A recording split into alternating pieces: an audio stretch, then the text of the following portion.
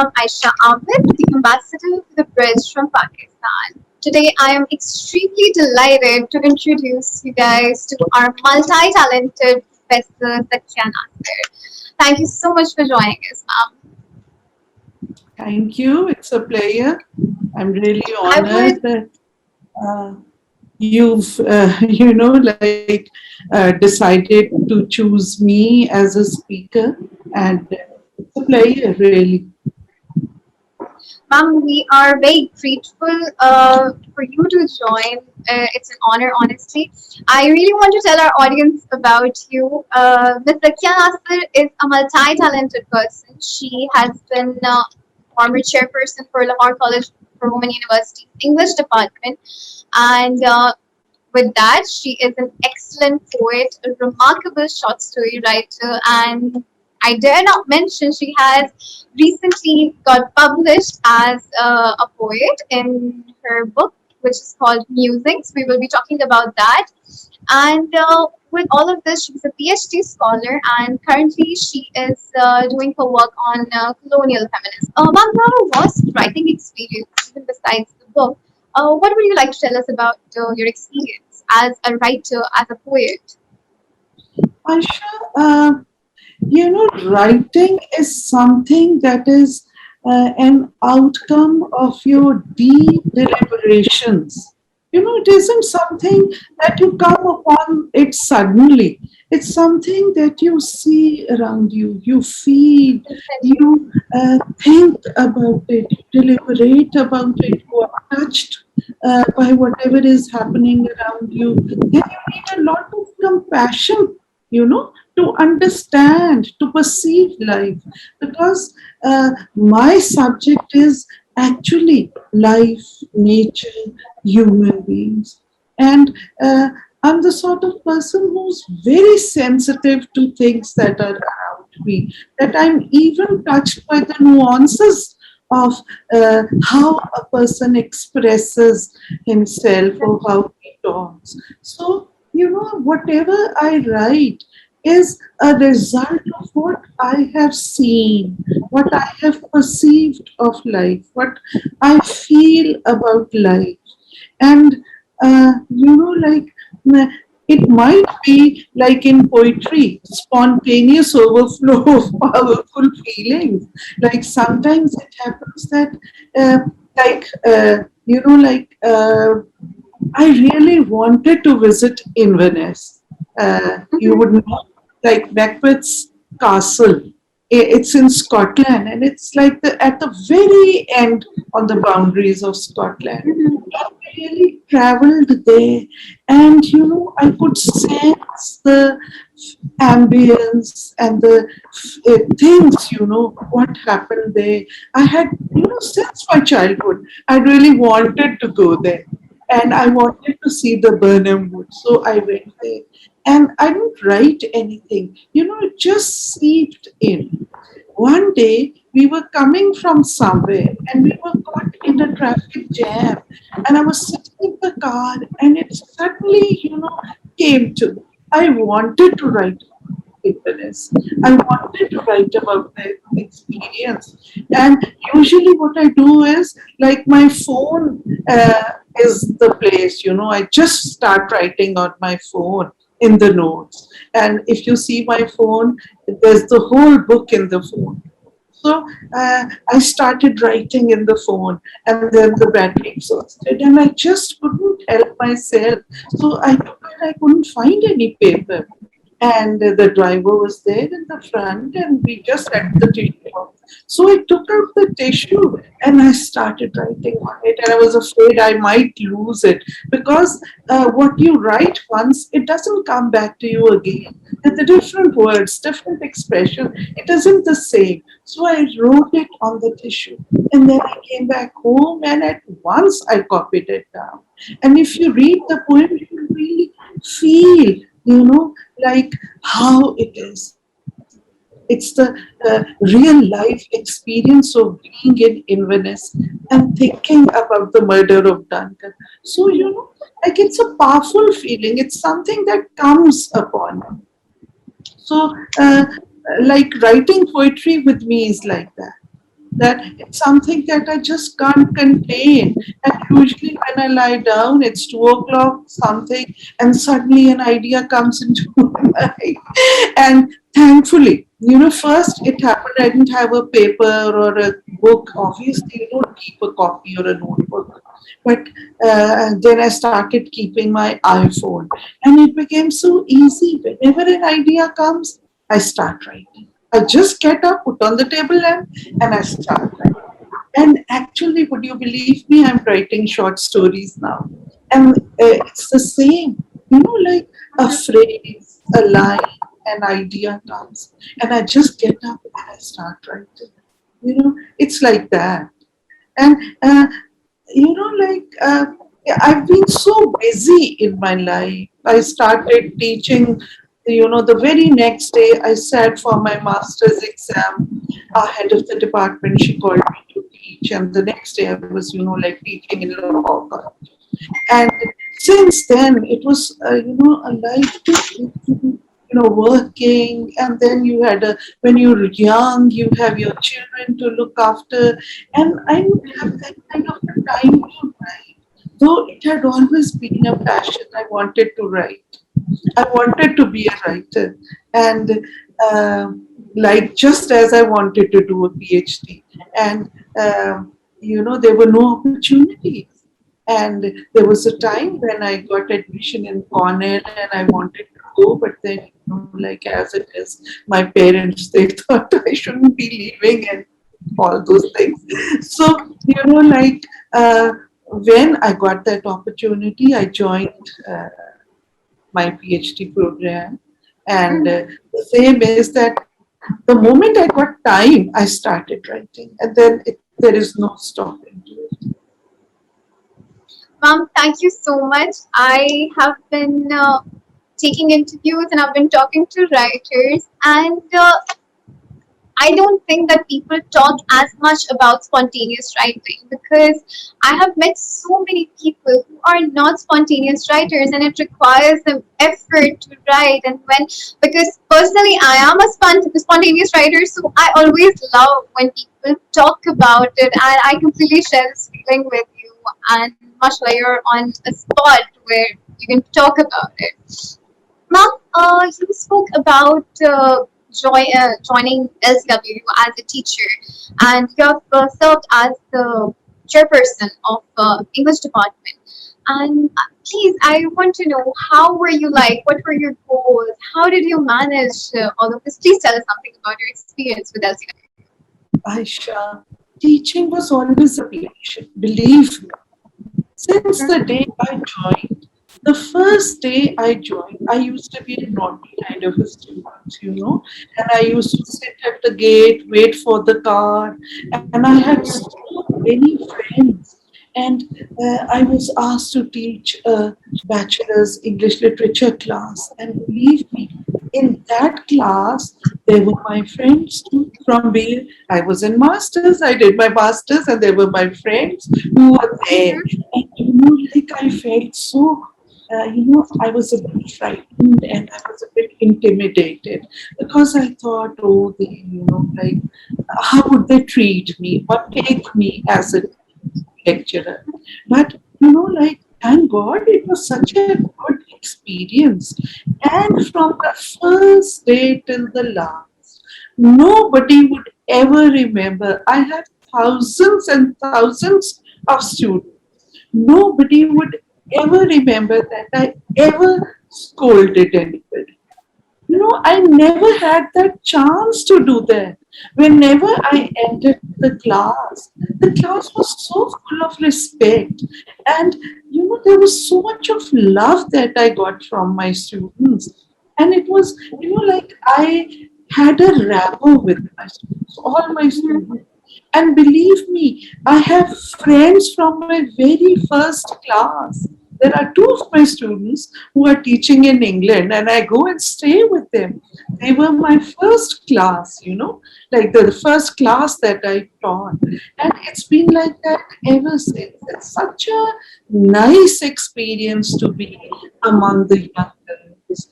And you learn so much, and you see so much.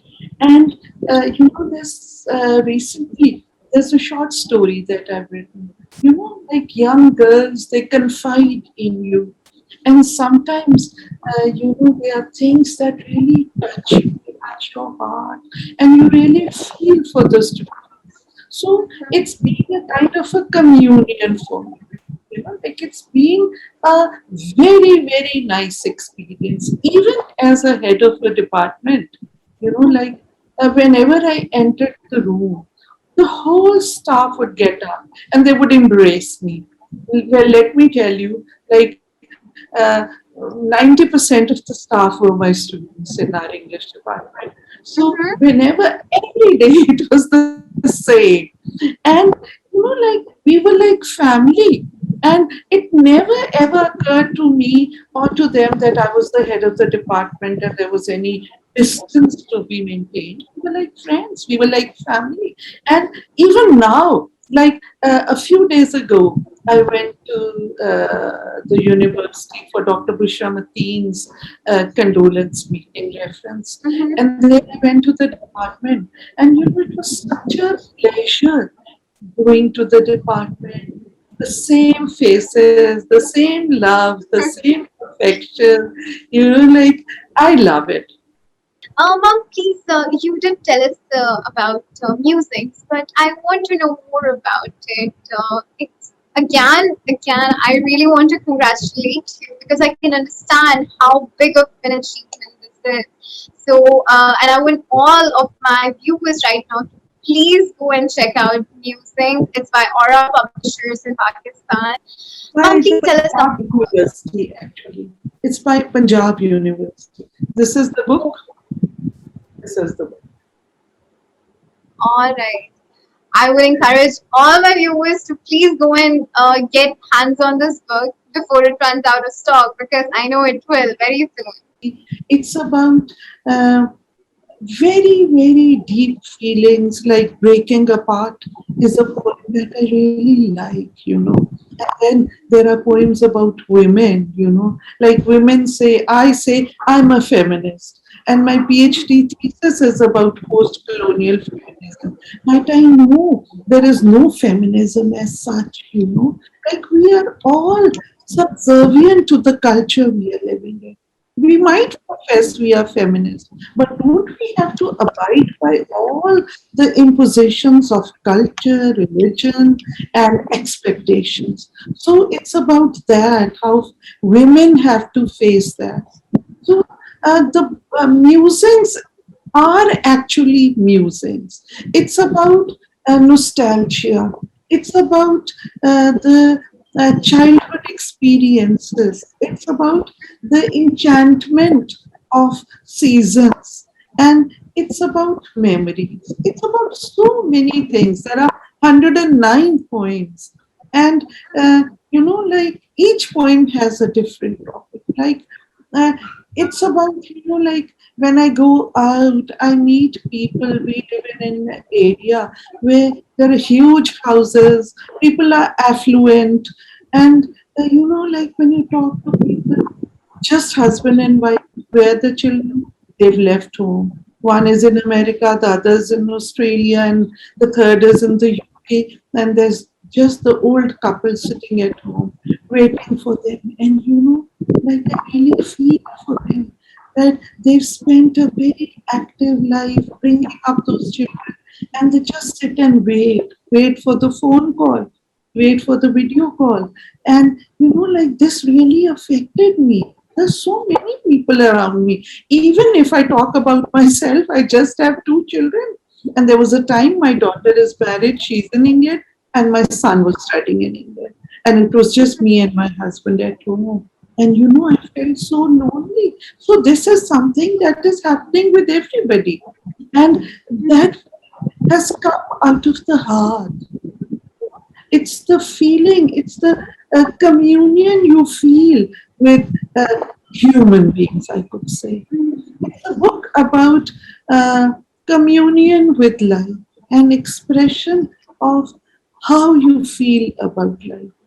There is, you have used the word musings. It's a very captivating word, and I know that it's a journey. When you're writing a book, you're very specific about what you want to title it. So please tell us about. You've told us about this beautiful journey, and I completely agree. Relatable books are the best ones, and that's how you connect to your readers. Please tell me your choice for the word music.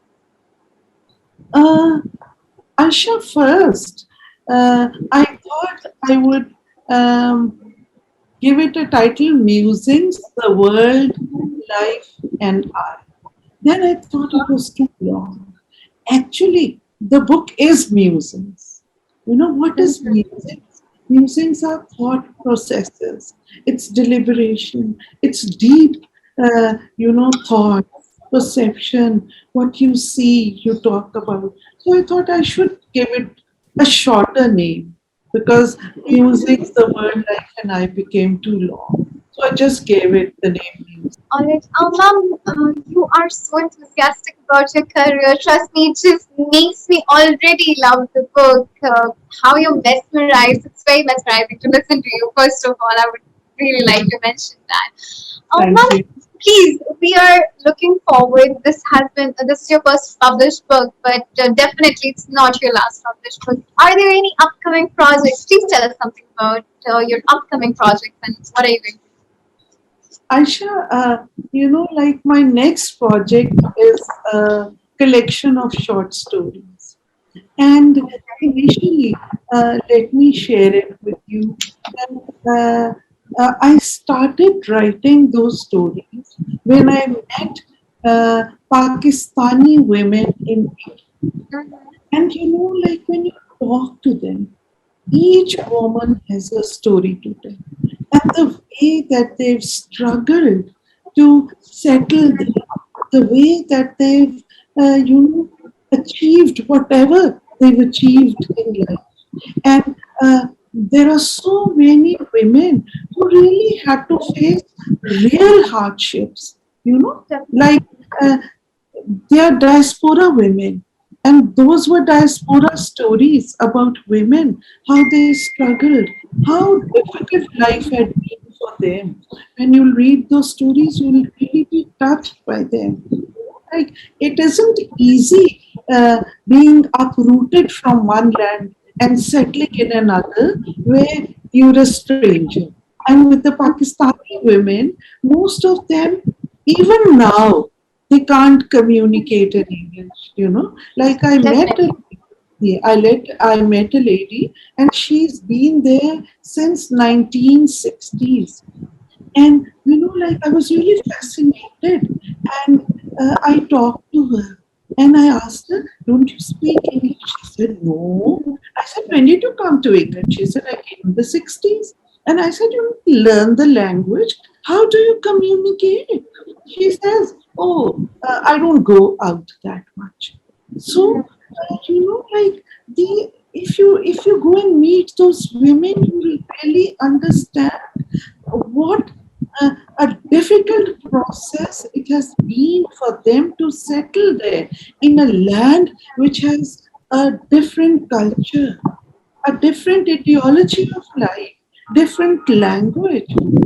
And there are some women who have really achieved success.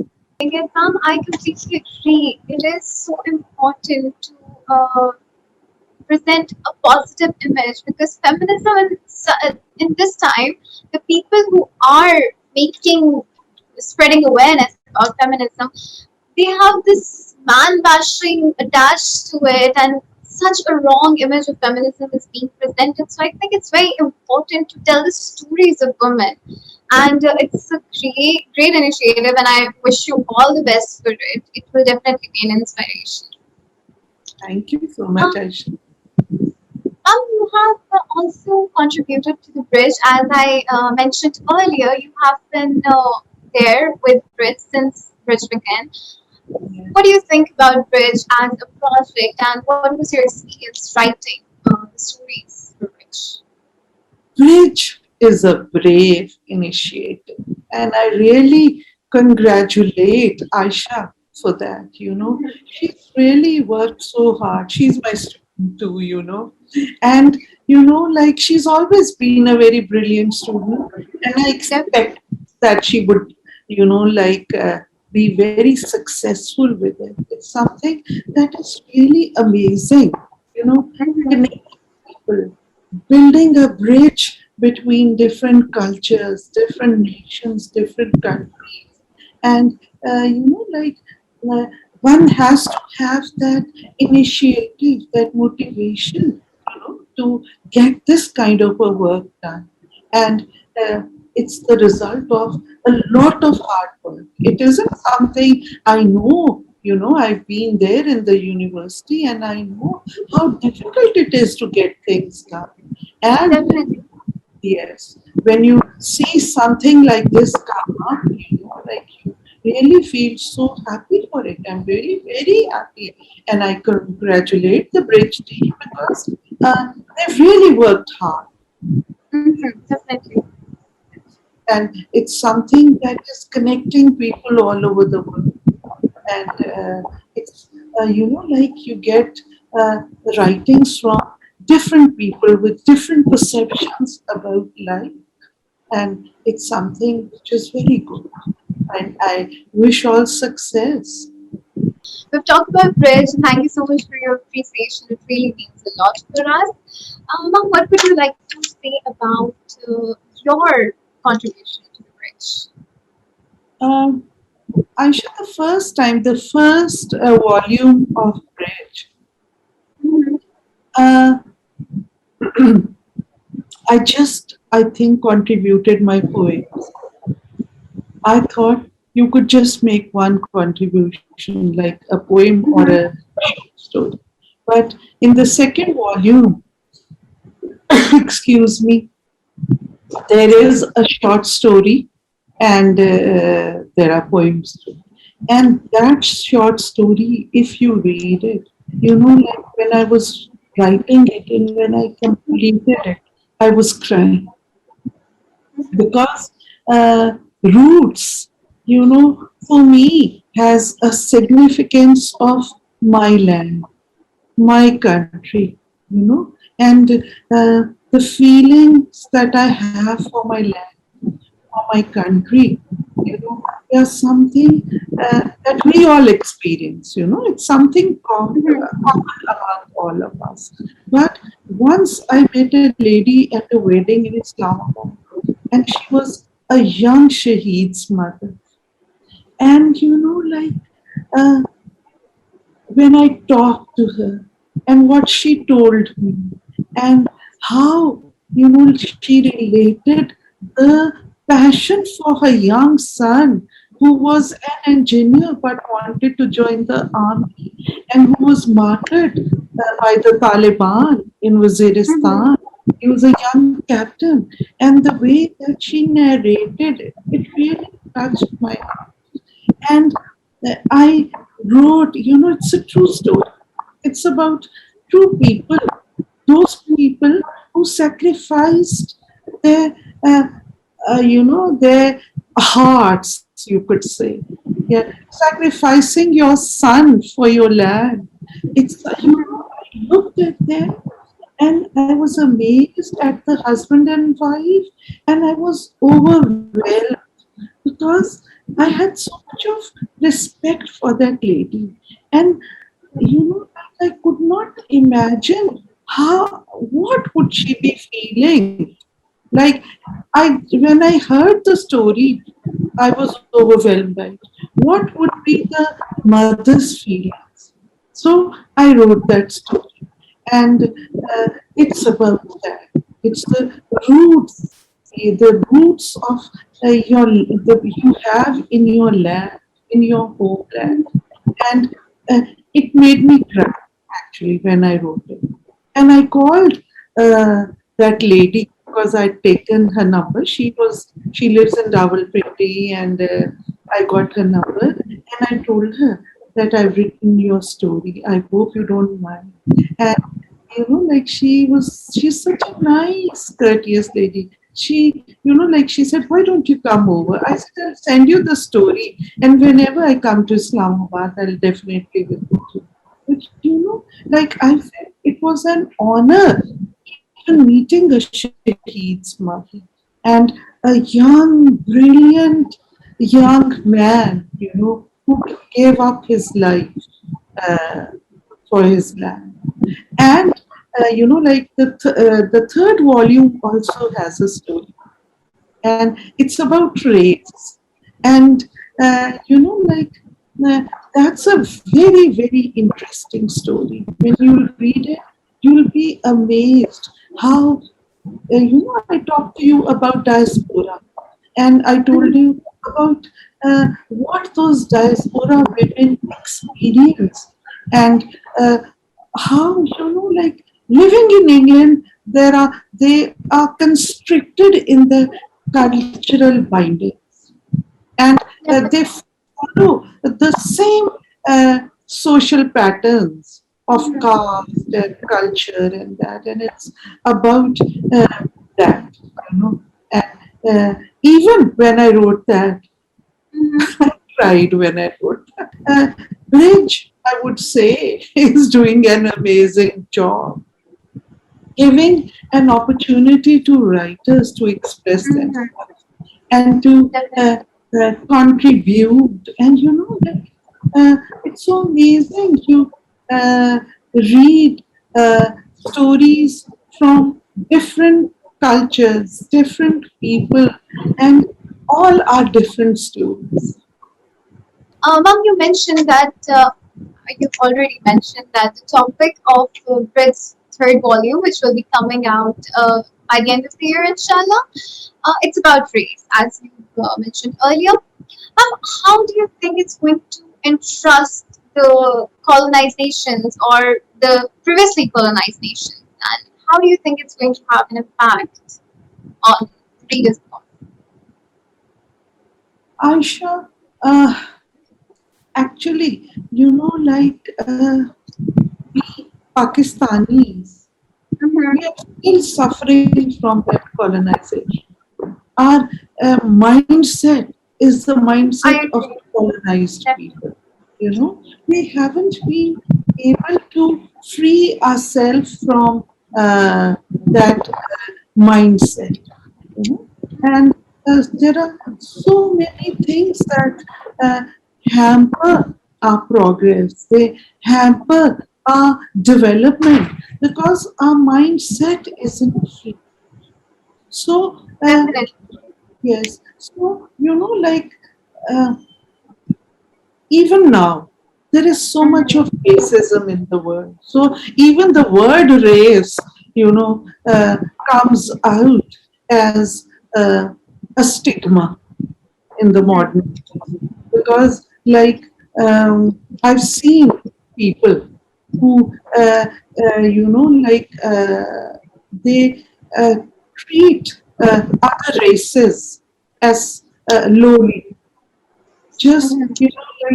there was a time when, like, the Africans, they were colonized, and Uh-huh. white, yes, like Fanu wrote so much about, and uh, about that racism, about how the colored people were treated. So, we aren't free of that even today. And race is something that has, cast a very, very bad, you could say, uh, like a constriction on like American Africans. Like, like if you read The Beloved, and Mm-hmm. if you read those novels, uh, like I was so touched by uh, how just being colored makes you lowly. People treat you as inhuman creatures. You're not, you're subhuman, brutally treated. And even today in the developed world, in the West, you see, like there was recently a case when that person was murdered, and there was, like, I'm glad so many people got out to protest against that murder, the black murder. What was the person's name? Yes. So, like, uh, there is an enlightenment, there is an awareness in the modern world against this frame of race.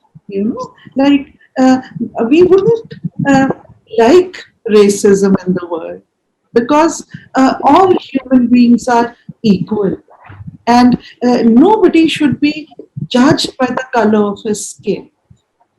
And it's, like, who you are as a person, what is your intellectual ability, and being a human being, makes you uh, uh, vulnerable even, and makes you rise above other creatures of the world. Uh-huh.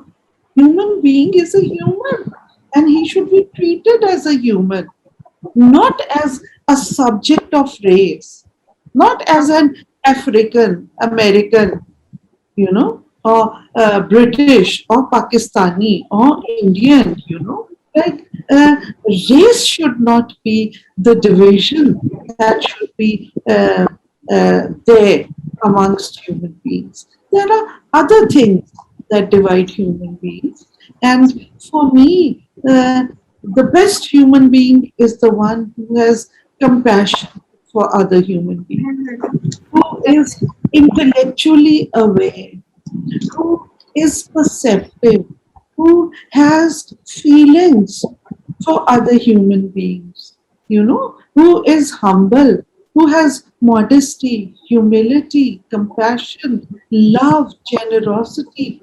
Those are the things that should, like, place a person at a higher level than the other people. There are brutes even in this world, human brutes, who commit such atrocities that you are stunned. But, like, they're not all. A human being is a human being, and there is no race that should, like, stigmatize a human being. This is what I feel. Ma'am, I cannot let you go without asking you to please advise some of these young enthusiasts and we writers about how we should, what mistakes should we not make, what should we, because we agree on the point that there are not many spontaneous writers and not many spontaneous enthusiasts. So please give us some advice. I'll let you off with that, but please give us something to hold on to. Yes, Aisha, uh, there is a motivational speaker, Kasim Shah, and I'm really interested in what he says, and I got a book by him, Abre Musalsal. I just ordered it online. And one line that really caught my attention, he says, never write something of which you are ashamed afterwards. Like, when you think about it, uh, I know of a person who was a PhD, and he never wanted to talk about his thesis. He said, I'm so embarrassed about it when I look back upon it. So, what a pity. So, the first thing I think I would advise to the writers is that it should come out of the heart. It isn't that coming out of the heart is spontaneous writing. It's something Definitely. that has been prepared, something that you lived it, you felt for it, like, it's imbued in you. You breathed in it, and then, when you express yourself, it is genuine writing. Take your time, like, uh, with me, if I sit down writing, I would keep on writing, writing, writing, writing, and I don't know why it keeps on coming, even a short story. One day I just sat to write a short story, and it was at 4 a.m. in the morning, and I was still writing and so tired. So I told myself, I will stop. But it wasn't spontaneous overflow. It was something that I had imbued in, something that I had deliberated upon. It was something that I had felt for very deep. I had reflected upon it. It was the result of my reflections. It wasn't something, poetry can be sometimes spontaneous, but like, even, let me be very honest about it. I write a poem, and then when I read it, I feel, oh, it needs to be changed. So I keep on changing the words. So many times it happens that the final poem, the ultimate transcript is not what I began with, because first it might have been something that came up, but afterwards I had to, like, vet it. I had to give it a better form. You have to make a choice of words that is more powerful, or something that really creates the feeling of the poem. So even a poetry is not spontaneous or flow of powerful feelings.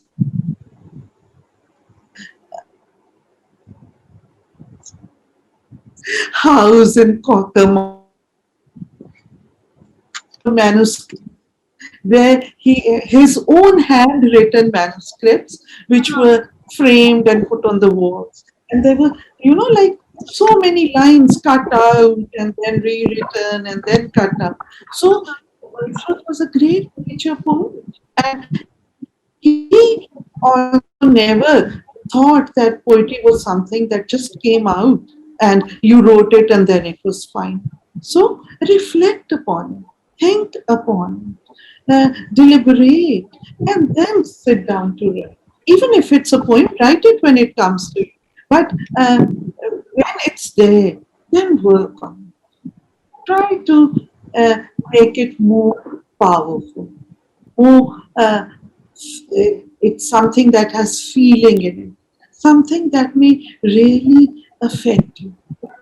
Like when you read Poet in Venice, or even I've written a poem, A Visit to Duff Cottage, Wordsworth's sister's place where he lived. You can see that how the ambience of the place is created.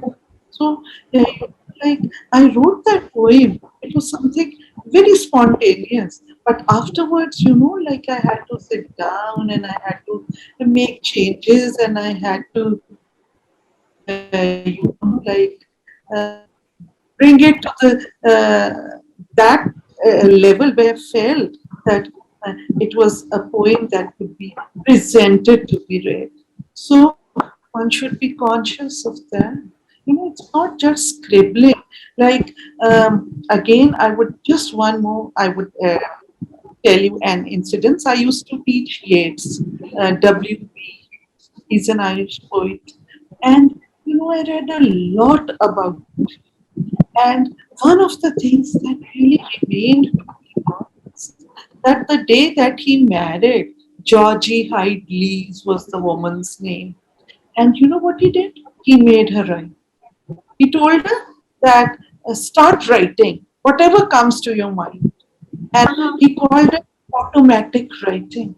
And he made her write the whole night. And then, like, yeah, this was the kind of thing that continued in his life, and afterwards he like, uh, gave a form and a shape to that writing and got a book published. A Vision is the name of that book. So automatic writing is something that you can do it. Start writing now what comes to your mind. You can keep on writing, but that would be something that's inside you. You know, it. It will come out only if there's something inside. A person who doesn't have something inside won't be able to bring it out. So even if you start writing now and afterwards, you'll find out that there's so much to be, uh, bettered and changed, and uh, the form might be changed, and it would be a piece of writing. So I would encourage, one thing that I would say is one must write. With writing, your expression improves. And for writing, you need to do reading. This is also, one of the things that the students, they have stopped doing. In our generation, believe me, Aisha, I used to sit and wait for the car till 3:30 p.m. because my father was a lawyer. He used to come late, and there's a friend of mine. She was my class fellow. He used to sit in the veranda in front of the hall.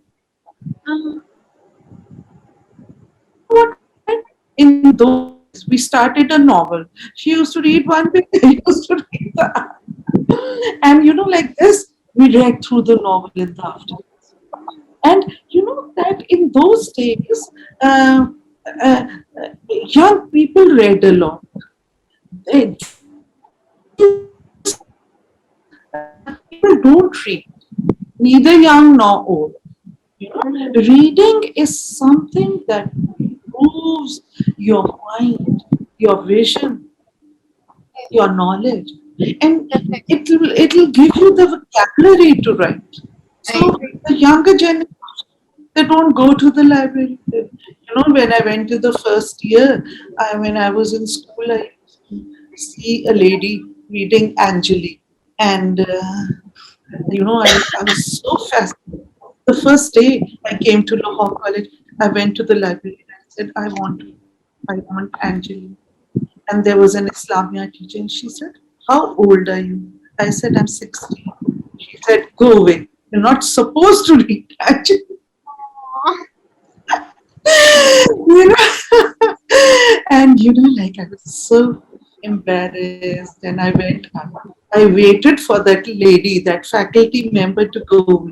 I went in inside again, and I borrowed seven, books, and I read Um, all. Like you have to learn to read. Learn to read in the sense, get a, fetish for reading. You should have that passion in you to read. Reading is the best pastime, and you learn so much. Your vocabulary would. definitely. So when you read, you'll be able to write. Thank you so much, ma'am, for your time. It was a pleasure. It was so wonderful listening to you, your magnificent experience, and we hope to have your delightful presence and in all our discussion portals. We will be coming up with it. Thank you so much. You, Aisha. It was a pleasure talking to you, and I enjoyed this so much. Though I was a bit apprehensive because I'm not very good at technology. So, but I enjoyed this. Ma'am, Thank you. it was a pleasure. I am humbled and I'm honored that I got to interview you. It's a lifetime opportunity.